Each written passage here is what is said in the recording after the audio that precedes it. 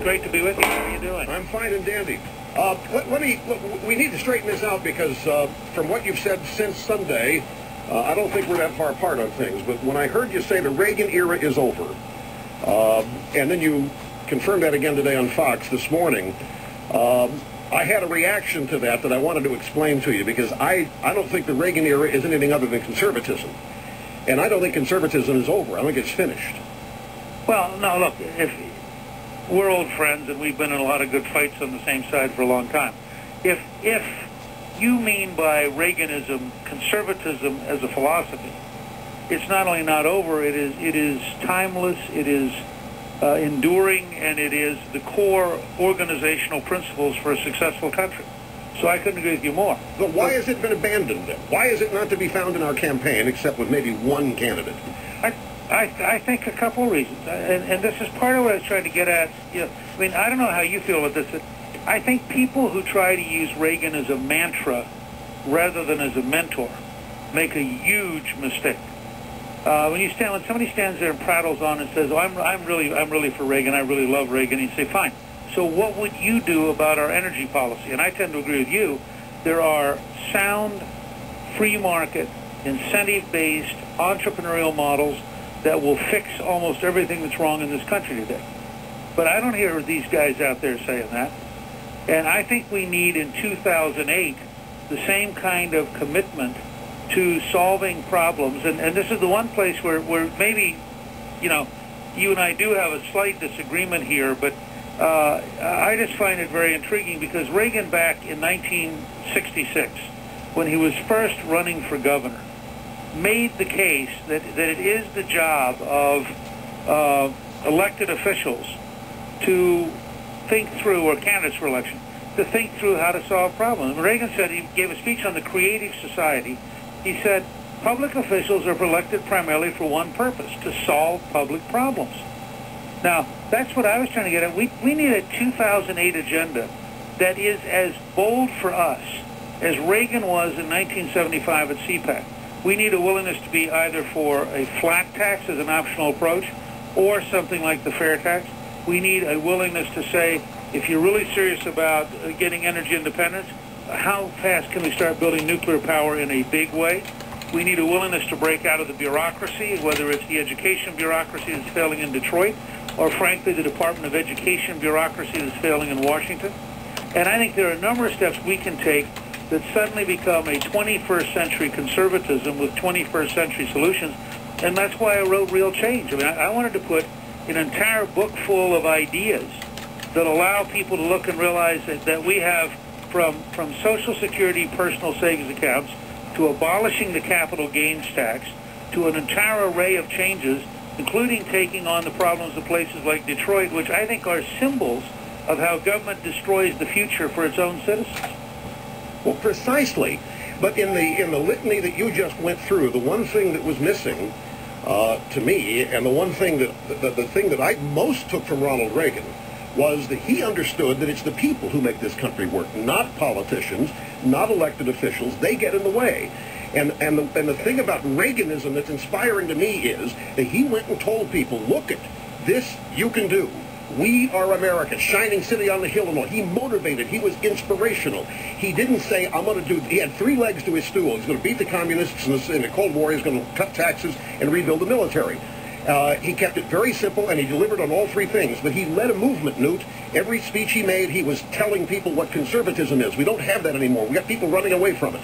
And when you say that the era of Reagan is over, people are going to get... Well, I mean, the Democrats never say the era of FDR is over, that the Great Society is over. They never say that the era of the war on poverty is over. We never hear about the Churchill era being over. What replaced Reaganism if it's over? Nothing has. That's right. But I think that's the challenge is, Rush, and maybe you and I just disagree.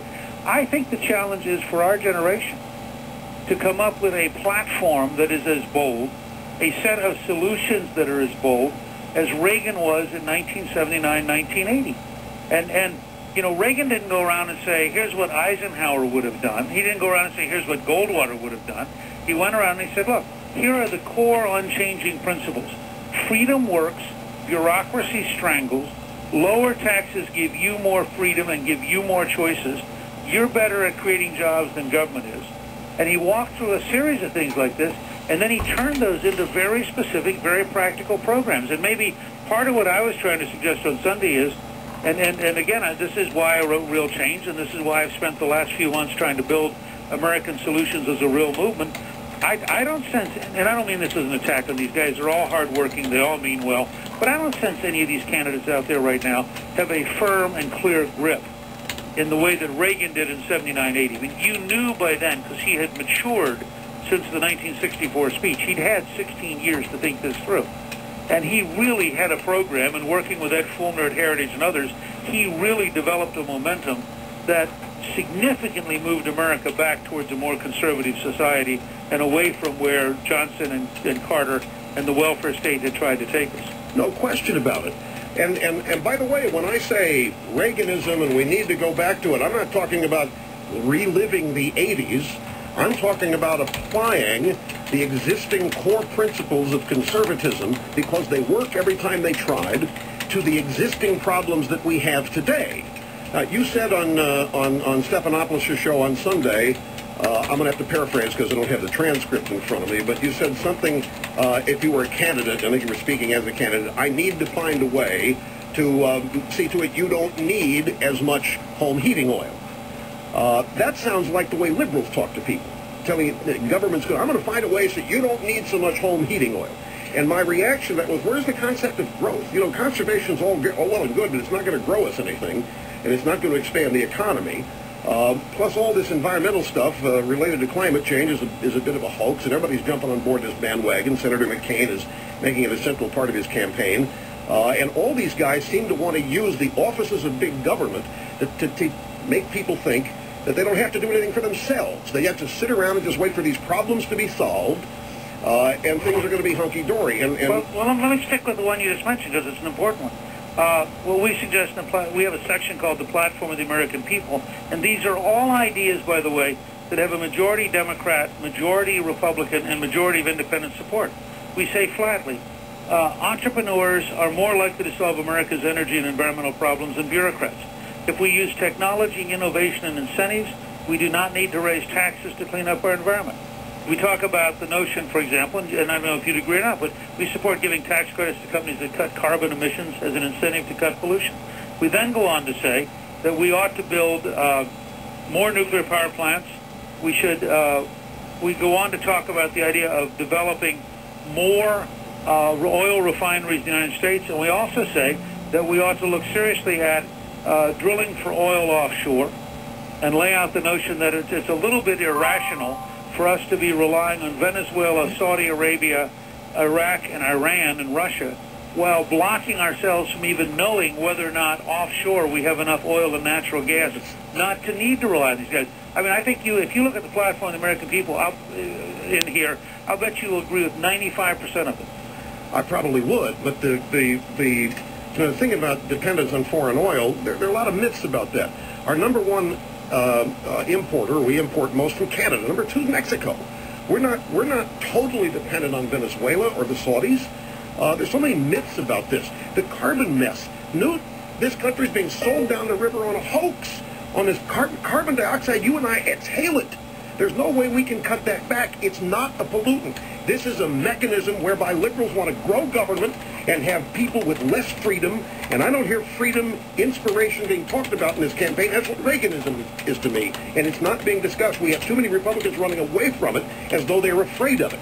He won 2 landslides. It led you to capturing the House of Representatives in a huge landslide. And everybody wants to abandon it and apply policy today based on the liberals setting the table. So we're reacting to what liberals want to do. If they say we got an energy problem, okay, we have to admit that and come up with a better plan. Instead of telling the American people, look, oil is the engine of freedom.